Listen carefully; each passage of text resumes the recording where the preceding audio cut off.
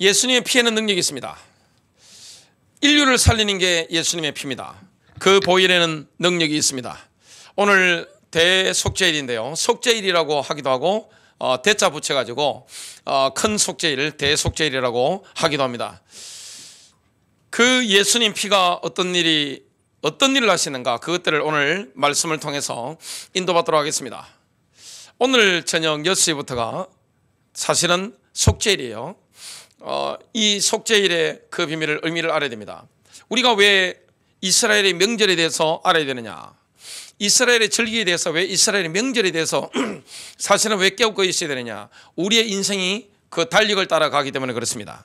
저와 여러분의 이 땅의 인생과 영혼이 성경에 나오는 그 유대인의 명절, 이스라엘의 그 절기를 따라 인도받게 됩니다. 성경을 보면 하나님이 얼마나 이스라엘 중심으로 인도하시는지 그걸 우리가 알게 됩니다. 제가 다큐멘터리 영화를 봤는데 팔레스타인인데 그 남자분이 성경을 읽다가 집어 던진 겁니다. 왜냐? 하나님이 너무 친이스라엘적인 겁니다.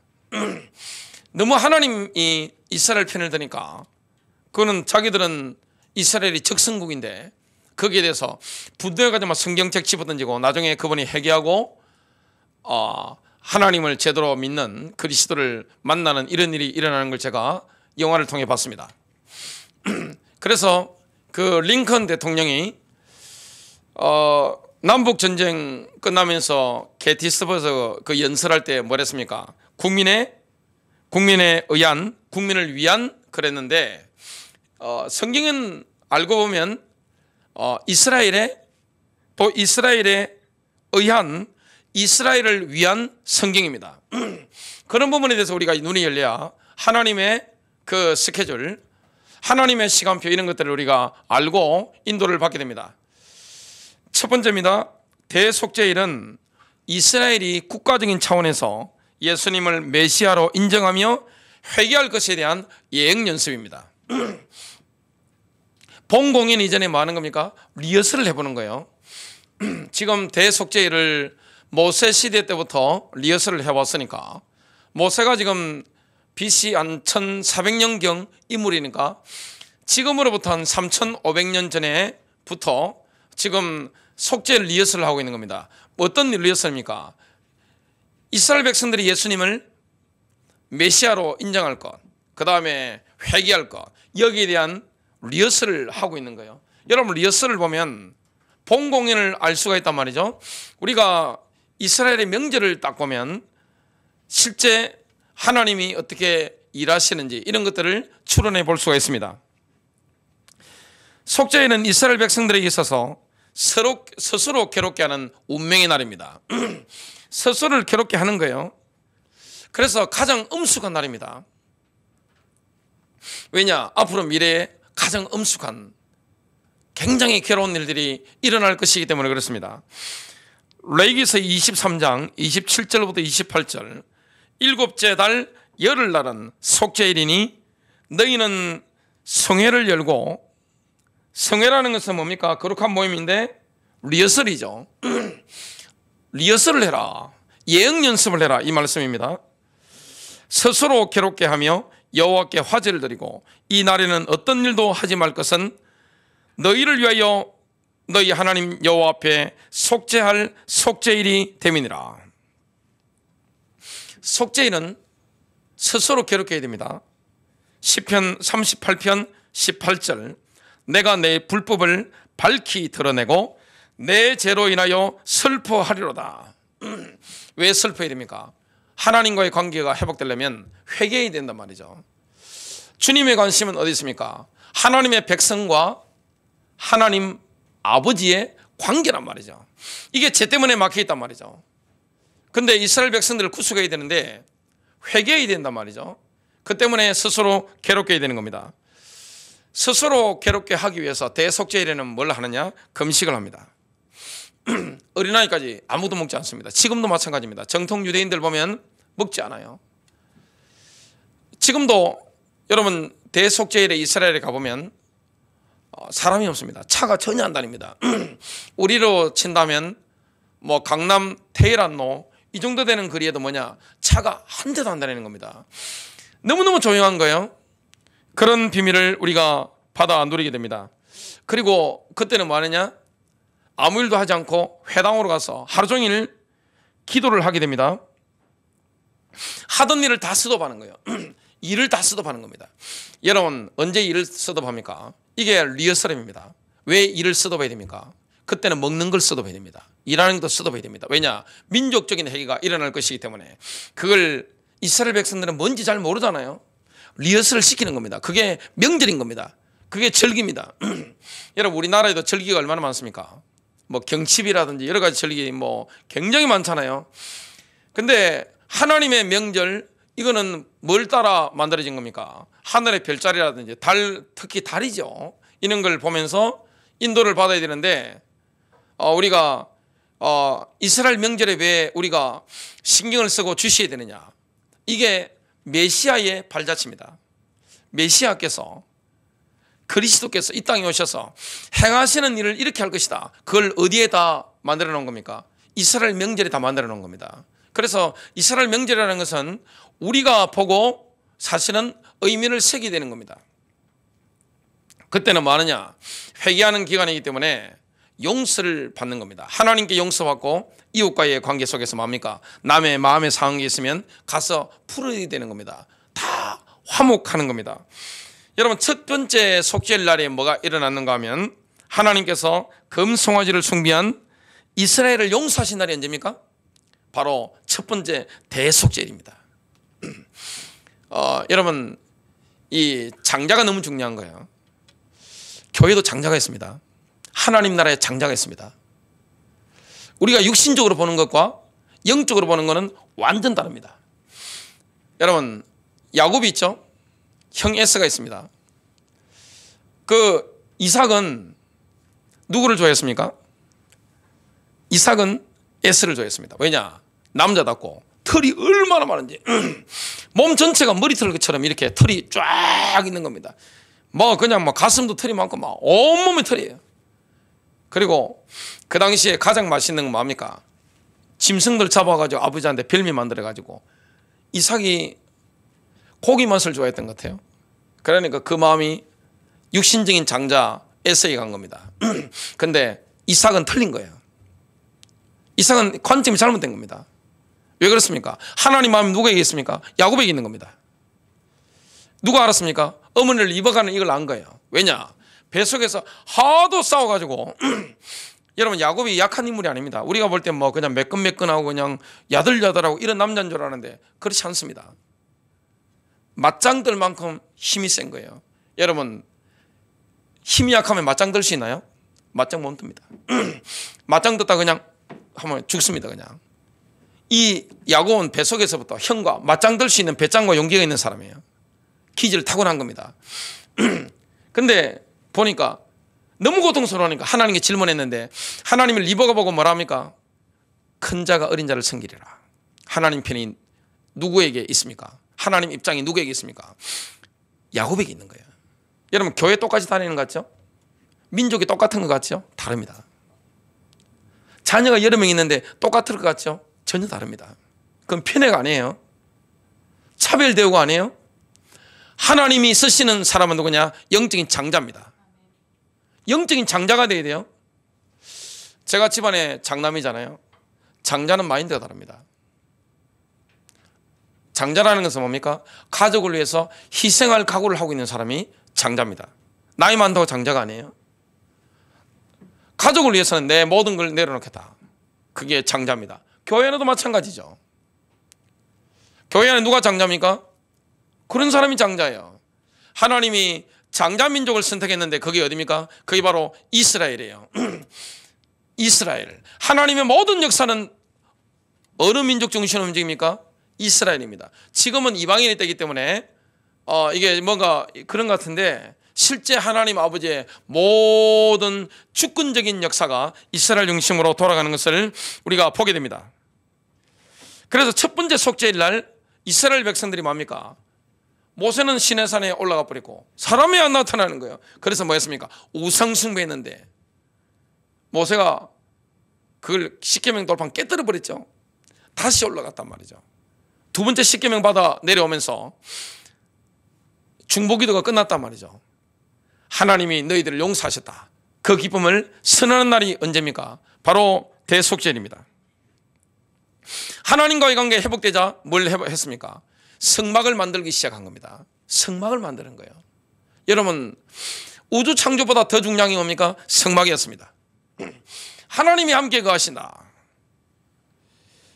속죄일은 대제사장이 1년에 한 번 지성소에 들어갈 수 있는 날입니다. 그래서 지성소에 들어가서 속죄수에 염소의 피를 뿌림으로 이스라엘 백성들의 죄가 사함받는 날이에요. 용서받는 날이에요. 1년에 뭡니까? 영적으로 하나님의 영광을 경험하는 날이에요. 여러분, 죄가 있으면 하나님과 관계가 회복 안 되는데 이걸 뭡니까? 싹 용서받는 그런 날인 것을 보게 됩니다.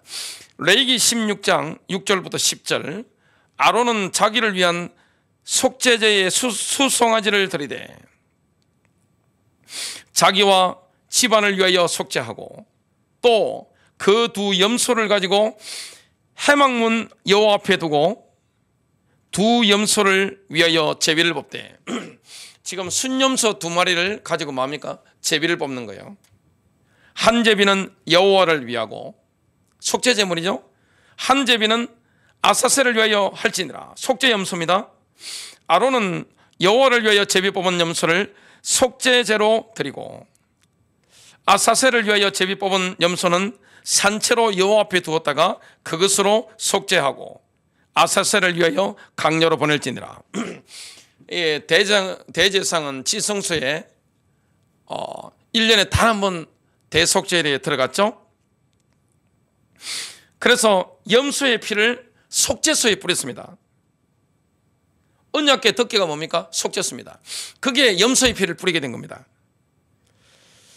그리고 대제사장은 염소 한 마리가 더 있잖아요. 제비를 뽑았기 때문에 한 마리는 뭐하느냐? 속죄소에 잡아서 뿌린 것이고 한 마리는 뭐합니까? 안수를 한 거예요. 직접 안수해가지고 뭐냐? 이스라엘 백성들의 죄를 증가한 겁니다. 민족의 죄를 증가한 겁니다. 광야로 그래서 보내서 죽게 만든 겁니다. 그 모든 광경을 누가 보고 있습니까? 성막 밖, 이 하나님의 임재가 있는 그 바깥에서 지금 이스라엘 백성들이 성막 바깥에서 다 보고 있는 거예요. 근데 지성소에서 어떤 일이 일어나는지는 짐작은 하지만 눈에 보이지 않습니다. 아사셀에게 대상이 머리 안수해가지고 민족의 죄를 짊어지고 증가하게 만들어가지고 광야로 끌고 나가서 절벽에 밀어 죽이는 것은 뭡니까? 눈으로 다 보고 있는 겁니다. 아, 주님께서 우리 죄를 저렇게 멀리 떠나 보내시는구나. 이걸 눈으로 보게 된 겁니다. 그래서 세례 요한이 예수님을 가리켜 이렇게 말했습니다. 요한복음 1장 29절, 보라 세상 죄를 지고 가는 하나님의 어린 양이로다. 아사셀을 염두에 둔 겁니다. 두 번째입니다. 예수 그리스도께서는 대속죄일에 울려 퍼지는 희년의 나팔의 주인공이 되십니다. 여러분, 예수님께서는 대속죄일에 울려 퍼지는 희년의 나팔의 이 주인공이 되신단 말이죠. 예수님께서는 히브리 달력에서 가장 거룩한 날인 속죄일에 공생의 침설교를 하셨습니다. 예수님께서 3년 공생을 취임하시는데 침설교를 어디서 하셨습니까? 고향 나사렛 회당에서 하셨습니다. 희년에 시작한 겁니다. 여러분, 희년이 되면 모든 게 다 회복되는 겁니다. 땅도 회복되고 모든 게 다, 노예도 회복되고 다 회복되는 거예요. 주님은 우리에게 뭘 주러 오셨습니까? 희년의 기쁨을 주러 오신 겁니다. 눌린 것에서 완전히 해방을 주러 오신 겁니다. 누가복음 4장 18절부터 19절, 주의 성령이 내게 임하셨으니 이는 가난한 자에게 복음을 전하게 하시려고 내게 기름을 부으시고 나를 보내사 포로된 자에게 자유를, 눈먼 자에게 다시 보게 함을 전파하며 눌린 자를 자유롭게 하고 주의 은혜의 해를 전파하게 하려 하심이라 하였더라. 이런 비밀을 예수님이 전가하셨는데 안타까운 것은 뭐냐? 고향 사람들이 나사렛 회당에서 예수님 말씀을 들었단 말이죠. 메시지 알아먹었어요.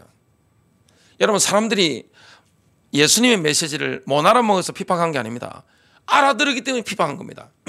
어떻게 알아들었습니까? 내가 메시아다. 내가 하나님이다. 이걸 요한복음 같은 데 보면 쫙 보면 계속해서 말씀하신 겁니다. 메시지를 알아먹었기 때문에 뭡니까? 분노한 거예요. 그래서 죽이려고 한 겁니다. 어떻게 죽이려고 했습니까? 예수님의 고향 분들, 여러분 고향 사람들이 신앙을 받아들이기 굉장히 힘듭니다. 가족들이 신앙을 받아들이기 굉장히 힘든 겁니다. 인간적으로 알기 때문에 받아들이기가 굉장히 힘들 수 있는 겁니다. 그 예수님이 이 땅에 공생애를 하셨는데 예수님 생전에 가족전도 실패한 거예요.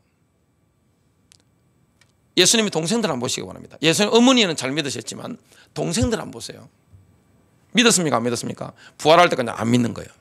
믿지를 않는 거예요. 이 영적 싸움이 치열한 겁니다. 나중에 예수님 부활하신 것 보고 믿고 예루살렘 교회에 이렇게 기둥으로 나중에 동생들이 서게 되죠. 그 전까지는 안 믿는 거예요. 예수님의 고향 사람들도 뭡니까? 철저하게 안 믿는 거예요. 예수님 메시아라고 하니까 어린 시절의 모습을 봤단 말이죠. 그래서 아사셀을 벼랑에 밀치듯이 예수님을 끌고 나가지고 곤두박이로 죽이려고 했습니다. 곤두박이라는 것은 뭐냐면 절벽에서 죽이는데 그냥 떨어지면 안 되고 머리를 땅으로 해가지고 찍어 죽이려고 한 겁니다. 얼마나 잔인합니까? 이런 일이 실제 일어나려고 했는데 예수님이 죽으실 때가 안 됐기 때문에 그걸 피해서 지나와 버렸죠. 예루살렘에 있었던 종교 지도자들도 예수님을 메시아라는 것을 거부했습니다. 선동해서 예수님을 십자가에 못 박도록 이렇게 했습니다. 여러분, 그래서 가족들, 고향 사람들, 그리고 자기 백성 이스라엘 민족들, 민족적으로 예수님을 메시아로 거절했습니다. 그런데 그 당시에 믿었던 사람은 있습니다. 이스라엘 렘넌트 남은 자들은 다 믿었습니다. 안나 같은 여선지자, 시몬 같은 분들은 다 믿었단 말이죠. 목동도 믿었단 말이죠. 그런데 이스라엘 민족적으로 거부했단 말이죠. 이스라엘 민족이 메시아를 거부했을 때 예수님께서는 메시아가 이스라엘 민족을 구속하실 시간표를 정확하게 말씀했습니다. 언제 메시아가 돌아오게 되느냐, 언제 예수님이 돌아오시게 되느냐, 그 시간표를 정확하게 예수님이 마태복음 23장 39절에 증거했습니다. 내가 너희에게 이르노니 이제부터 너희는 찬송하리로다. 주의 이름으로 오시는 이여 할 때까지 나를 보지 못하리라 하시니라. 여러분, 예수님이 돌아오시려면 유대인 지도자들이 뭐라고 말해야 됩니까? 찬송하리로다. 주의 이름으로 오시는 이여. 예수님을 메시아로 인정하는 그날 그 시점에 주님이 뭐 어떻게 됩니까? 돌아오시게 되는 겁니다. 그래서 메시아의 재림, 그리스도의 재림은 정말 이 유대인들이 돌아오는 것과 아주 상관이 많다는 것을 우리가 보게 됩니다. 이게 세상 관점과 하나님의 관점의 차이입니다. 신약 시대의 그리스도인들은 어떻습니까? 별도로 속죄일을 지킬 필요가 없어요. 왜냐? 날마다 속죄일이기 때문에 그렇습니다. 우리 신약 시대와 구약 시대의 이스라엘은 완전히 다른 거예요. 신약 시대 우리 그리스도인들은 뭐합니까? 어떤 응답을 받았습니까? 예수님께서는 십자가에서 자기 피를 힘입어 영원한 구속을 이루셨습니다. 그리스도인들은 우리 죄를 회개할 뿐만 아니라 그리스도를 믿음으로 말미암아 단번에 구원을 받았습니다. 그것을 히브리서 9장 12절에 말씀하고 있습니다. 염소와 송아지의 피로 아니하고 오직 자신의 피로 한 번 성소에 들어가셔서 우리를 위하여 영원한 구속을 이루셨느니라. 하나님은 우리를 구속하시기 위해서 엄청난 대가를 지불하신 겁니다. 어떤 대가를 지불했습니까? 생명을 지불하신 겁니다. 피를 다 쏟으신 겁니다. 그래서 피를 다 쏟으신 거예요. 여러분, 피가 없이는 용서함이 없는 거예요. 피가 없이는 구속함이 없는 거예요. 어떤 피입니까? 예수님의 그 보배로운 피입니다. 예수님의 피가 우리를 구속하신단 말이죠. 히브리서 10장 4절부터 7절, 이는 황소들과 염소들의 피로는 죄들을 제거하는 것이 불가능하기 때문이라. 그러므로 그가 세상에 오실 때 말씀하시기를 주께서는 희생제물과 예물을 바라지 아니하시고 나를 위하여 한 몸을 예비하셨도다.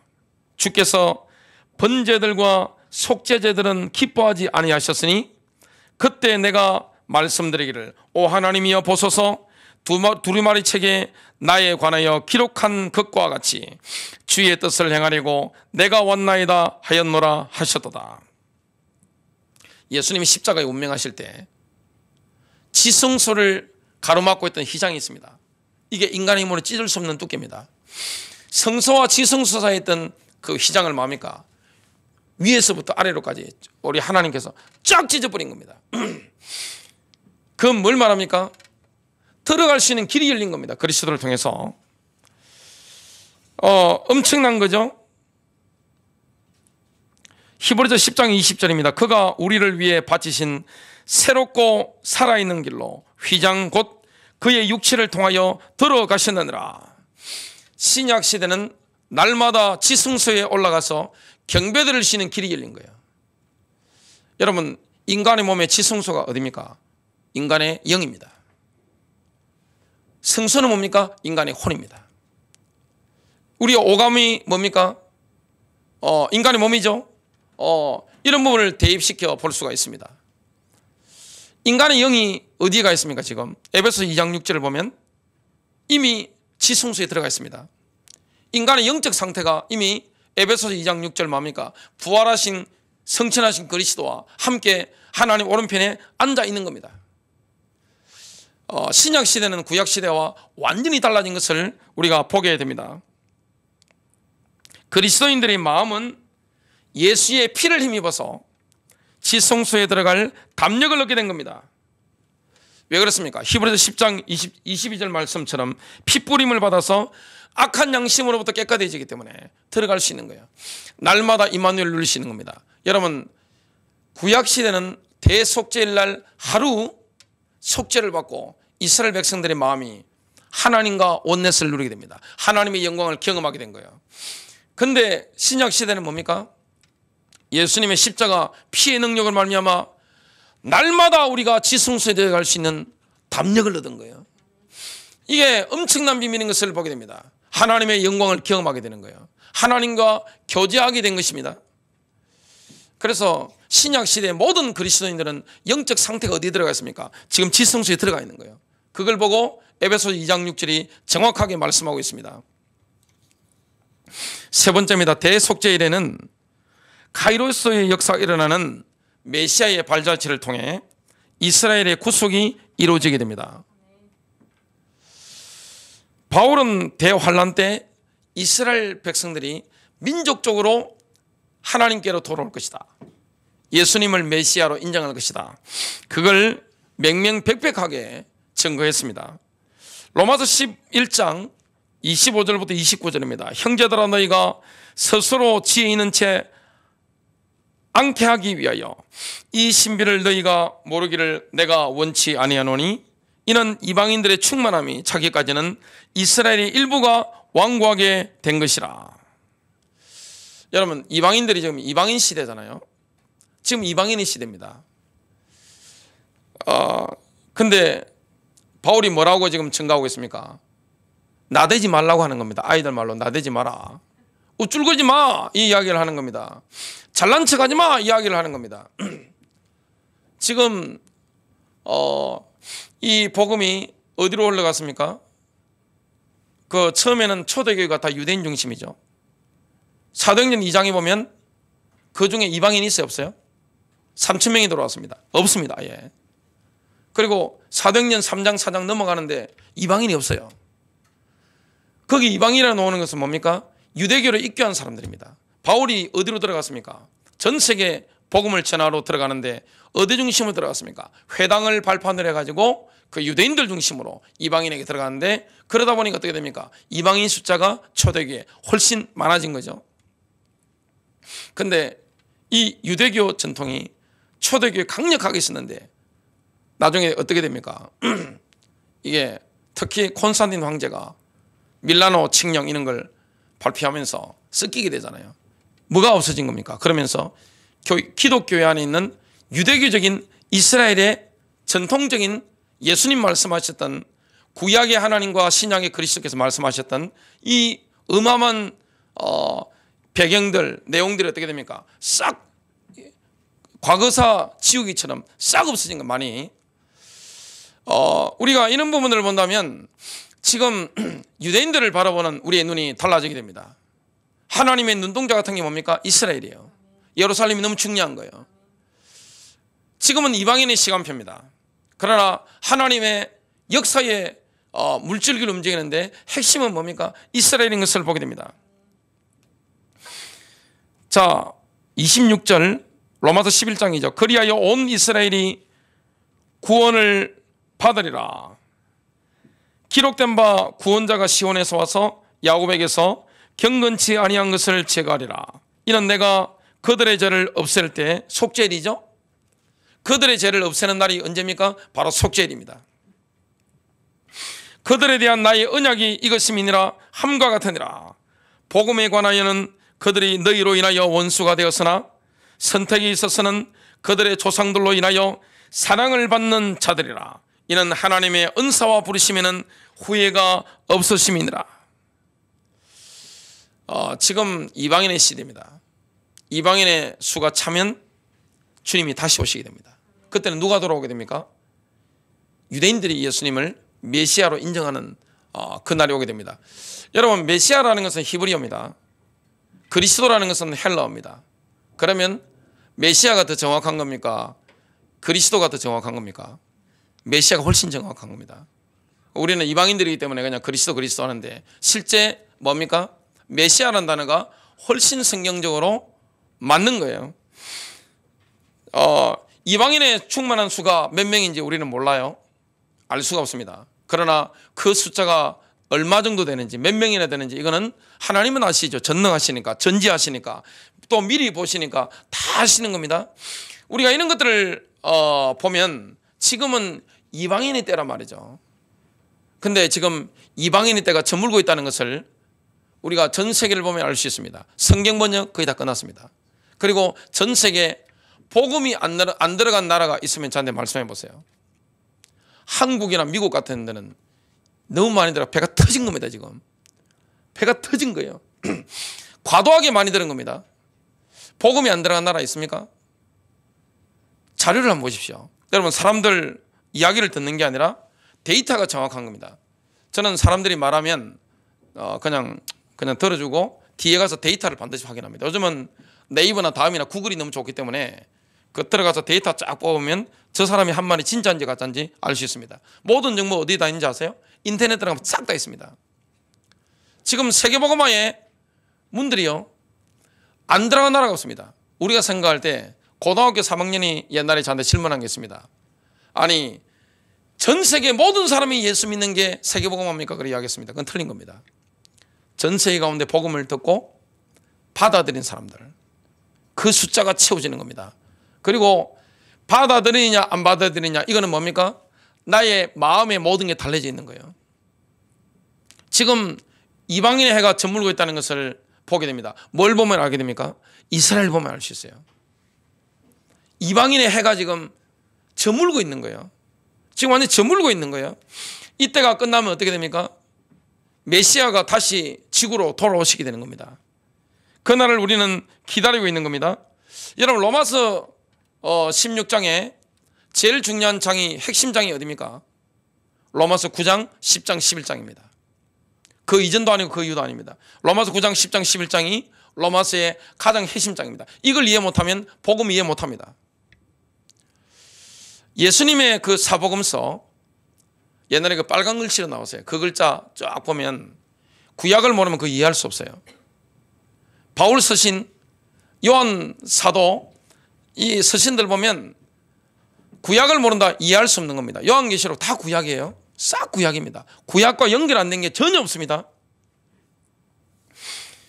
자, 이방인들이 숫자가 차면 온 이스라엘이 구원을 받는 시간표가 오게 됩니다. 그리고 대환란 때 이 14만 4천 명이라고 나옵니다. 그걸 신천지라는 단체에서는 본인들이 14만 4천 그 이야기를 했습니다. 그건 사기입니다. 완전 사기입니다. 이 14만 4천이라는 것은 신천지나 이런 팀들이 말하는 그들의 14만 4천이 아니에요. 이게 뭐냐? 구약 성경 엘리야 때부터 내려오는 렘넌트입니다. 렘넌트. 여러분, 렘넌트라는 것은 남은 자라는 것인데 우리와 이방인하고는 원래는 상관이 없는 단어입니다. 영적으로 우리가 쓸 수는 있죠. 데이비드 윌커슨 목사님이 설교하는 걸 들어보니까 홀리 렘넌트라는 단어를 쓰셨습니다. 말세에는 슈퍼처치가 일어날 것인데 거기에 영향받지 않고 성령 받은 다음 세대 홀리 렘넌트들이 일어날 것이다. 저는 거기에 동감합니다. 그건 너무 좋은 거예요. 근데 이 렘넌트라는 단어는 뭐냐? 사실은 이방인들이 쓰면 안 되는 겁니다. 복음을 위해서 생명 건 유대인 렘넌트입니다. 우리 이방인은 그걸 뭐 이렇게 의미만 사용할 수 있는 거죠. 그 14만 4천 명이 일어나는데 이건 어떤 전도자들입니까? 유대인 14만 4천 명 전도자들이에요. 여러분, 우리 이방인들이 복음 받아도 이렇게 능력이 있는데 유대인들이 진짜 메시아를 받아버리면 어떻게 됩니까? 그들이 전가하는 메시지가 틀립니다. 이게 다른 거예요. 제가 모든 정보는 인터넷 다 들어있어요. 쓰레기부터 고급 정보까지 인터넷 다 들어가 있습니다. 근데 중요한 건 뭐냐? 웬만한 사람 미혹당한다는 게 그게 문제입니다. 그리고 그걸 분석할 수 있는 정보들이 없기 때문에, 기초 지식이 없기 때문에 이걸 볼 수가 없는데, 유대인들이 들어와서 설교하는 걸 딱 들어보면 이 깊이라는 게 언어가 다르면요 이해할 수 없는 거예요. 여러분, 영어 찬송 같은 거 제가 들어보면 미국 사람들이 부르는 그 가사하고 한국 사람들이 자막 따라놓은 거하고 내용이 틀린 겁니다. 비슷한데 다른 거예요.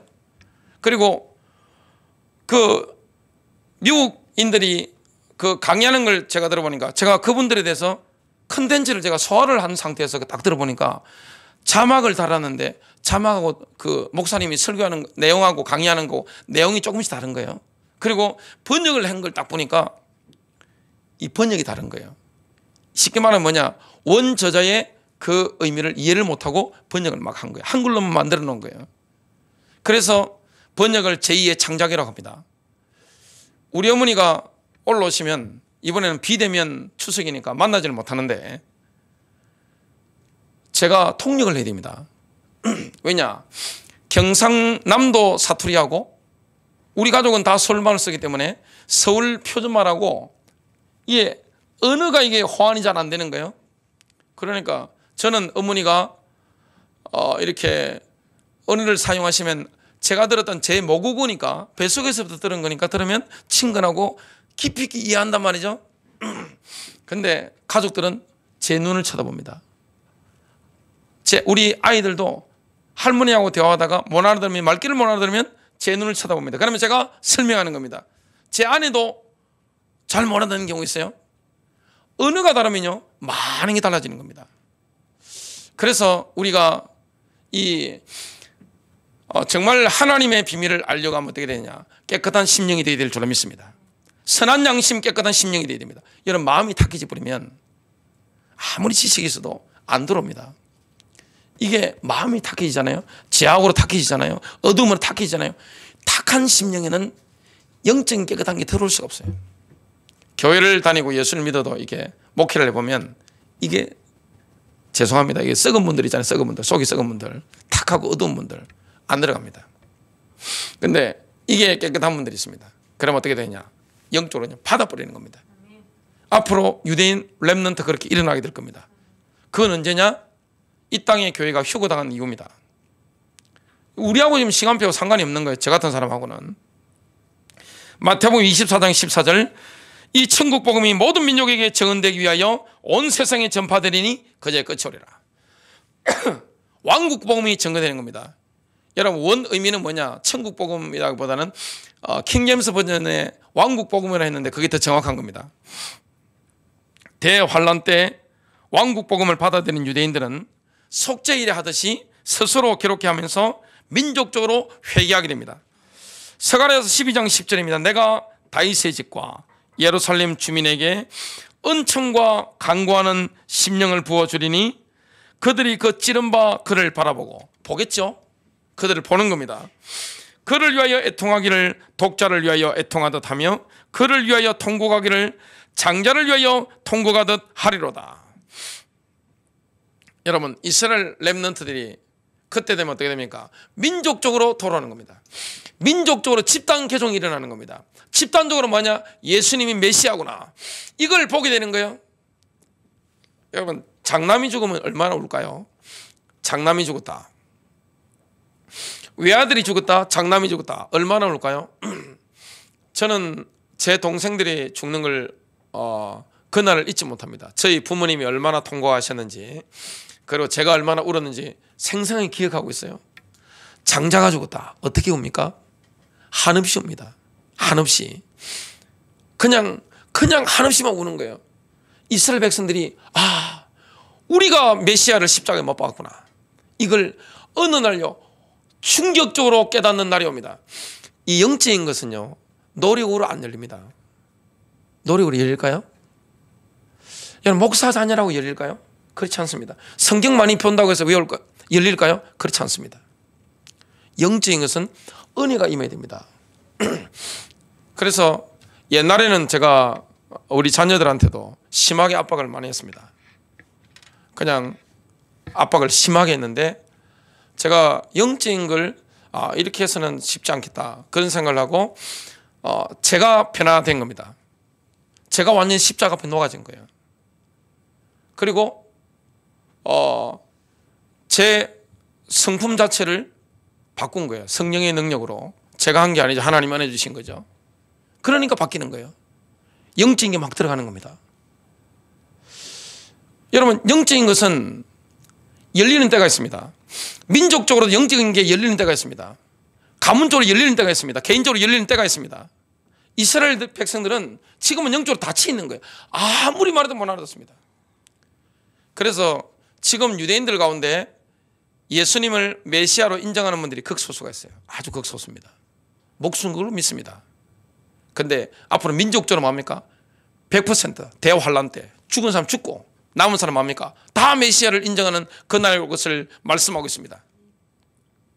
하나님 신실하신 거예요. 저는 이스라엘을 향한 하나님의 그 신실하심 생각하면 가슴이 감동이 오고 눈물이 많이 나요. 야, 어떻게 하나님 사랑이 이 정도일까? 여러분, 하나님 살아계셔서 언약을 이루신다는 걸 보면 하나님의 긍휼함을 보려면 뭘 봐야 됩니까? 이스라엘을 봐야 됩니다. 하나님이 저런 분이다. 하나님이 신실하시다. 절대 포기하지 않는다. 그걸 보면 뭘 봐야 됩니까? 이스라엘 봐야 됩니다. 하나님 마음이 이런 거네. 이런 걸 깨닫고 참 하나님의 긍휼함이라는 게 이게 말로 표현할 수 없는 겁니다. 자, 민족적으로 이 구속받는 날 대속죄일이 오게 되겠죠. 그때 뭐라고 외칩니까? 여호와 지키노라고 외치게 됩니다. 예레미야서 23장 6절입니다. 그의 날들에 유다는 구원을 받고 이스라엘은 안전하게 거하리라. 이것이 그의 이름이니 그는 주 우리의 의라 불리리라. 여호와 지키노, 주 우리의 의. 주님은 나의 의로움이시다. 이 선포를 고백을 하게 되는 겁니다. 민족적으로 기적입니다. 이게 일어난다는 겁니다. 중요한 건 언제 일어납니까? 하나님의 달력에 기록된 대로 일어나는 겁니다. 여러분, 이방인의 때가 무한히 지속되면 좋겠습니까? 그렇지 않습니다. 이방인의 때라는 것은 지금 저물고 있어요. 결론입니다. 교회 내에서 친이스라엘과 반이스라엘로 지금 급속하게 나뉘고 있습니다. 전 세계가. 지금 전 세계 흐름이 어디로 가고 있느냐? 반이스라엘로 가고 있습니다. 반유대주의가 막 일어나고 있어요. 유럽을 보십시오. 그리고 반기독교 흐름으로 가고 있습니다. 유럽을 보십시오. 전 세계를 보시기 바랍니다. 우리나라를 보시기 바랍니다. 반기독교 흐름으로 가고 있습니다. 반유대로 가고 있습니다. 이거는 마지막 때의 표징입니다. 하나님 앞에서 입장 정리가 되게 시됩니다. 입장 정리. 입장을 정리해야 되는 겁니다. 나는 어느 편에 설 것이다. 입장 정리가 되어 있는 겁니다. 이거는요, 죽고 사는 문제이기 때문에 아버지하고 아들도 없습니다. 이거는 부부도 없는 거예요. 이거는 부모와 자식도 없는 거예요. 제가 예수를 믿었습니다. 하나님을 믿게 되었습니다. 제가 예수 믿을 때 부모님하고 연이 끊어질 수 있겠구나. 그 각오를 가지고 믿었습니다. 어쩔 수가 없었어요. 하나님을 배신을 못하는 겁니다. 그리고 제가 신학교 갈 때 부모님하고 내가 갈랐을 수도 있겠구나. 영혼이 그 각오를 하고 주님 부르시기 때문에 가게 된 겁니다. 영적인 데는 아버지하고 아들도 없는 거예요. 영적인 데 아버지하고 딸이 어디 있습니까? 영적인 데 부부가 어디 있습니까? 영적인 죽고 사는 문제입니다. 입장 정리가 되어 있어야 되는 거예요. 교회도 마찬가지입니다. 여러분, 인간적인 입장만 따라가면 반드시 망합니다. 하나님 입장에 서시기를 바랍니다. 성경에 다 기록되어 있잖아요. 하나님 입장이 뭔지, 내 입장이 뭔지 이거 분명히 주님 말씀하셨잖아요. 그래서 시편 102편을 보면 예루살렘이 정착촌들로 세워지고 있는 걸 보는 세대가 메시아의 재림을 보는 세대라는 것을 말씀하고 있어요. 시편 102편 16절, 주께서 시온을 세우실 때 그가 영광 중에 나타나시리라. 시온이 뭡니까? 예루살렘입니다. 지금 1967년도부터 예루살렘이 수복됐죠. 그때부터 지금까지 지금 이스라엘 보세요. 뉴스를 제가 보니까 계속 정착촌이 세워지고 있는 겁니다. 이걸 보는 세대가 메시아의 재림을 보는 세대다, 이 말씀을 하고 있습니다. 인류 역사에 가장 중요한 획을 끊는 연도가 몇 년도입니까? 1967년도입니다. 하나님 편에 보실 때 여러분, 1967년도는 다른 어느 연도보다 중요한 거예요. 이때 뭐가 된 겁니까? 유대인들이 예루살렘을 수복한 거예요. 예루살렘을 수복했다는 것은 뭡니까? 메시아가 오시는 그 길이 지금 차근차근 준비되고 있는 겁니다. 이방인의 때가 지금 저물고 있는 거예요. 이걸 정말로 안다면 우리가 뭐 해야 됩니까? 우리가 깨어있어야 되는 것이고, 우리 주변에 있는 사람을 깨워야 될 줄로 믿습니다.